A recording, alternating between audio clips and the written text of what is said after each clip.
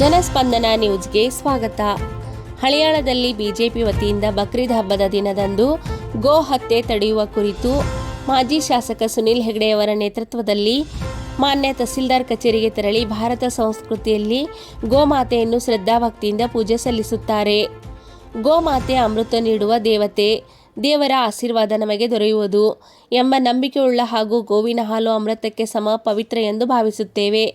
ಪೂಜಾ ಹೋಮ ಹವನಗಳಲ್ಲಿ ಪ್ರಥಮ ಸ್ಥಾನ ನೀಡಲಾಗುವ ಗೋ ಮಾತ್ರವಲ್ಲದೆ ಹಸುವಿನ ಹಾಲು, ಸಗಣಿ, ಗೋಮೂತ್ರ ಇವೆಲ್ಲ ಶ್ರೇಷ್ಠ ಹಾಗೂ ಔಷಧಿಯ ರೂಪದಲ್ಲಿ ಬಳಸುವವರು ಇದ್ದಾರೆ. ಸನಾತನ ಧರ್ಮದಲ್ಲಿ ಗೋಮಾತೆಯನ್ನು ದೇವರ ರೂಪದಲ್ಲಿ ಸಮಸ್ತ ಭಾರತೀಯರು ಕಾಣುತ್ತಾರೆ.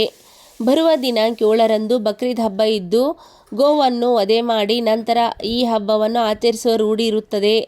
ಆದ ಕಾರಣ ನಾವೆಲ್ಲ ಗೋ ಪ್ರೇಮಿಗಳು ಬಕ್ರೀದ್ ಹಬ್ಬ ದಿನ ಗೋಮಾತೆ ವಧೆ ಮಾಡದೆ ಹಬ್ಬ ಆಚರಿಸಬೇಕು. ಒಂದಾನೊಂದು ವೇಳೆ ಗೋವಧೆಯ ವಿಷಯ ತಿಳಿದು ಬಂದಲ್ಲಿ ಗೋ ಪ್ರೇಮಿಗಳೆಲ್ಲರೂ ಹೋರಾಟಕ್ಕೆ ಇಳಿಯಬೇಕಾಗುತ್ತದೆ. ಆಗ ದ್ವೇಷಮಯ ವಾತಾವರಣ ಉಂಟಾಗುತ್ತದೆ.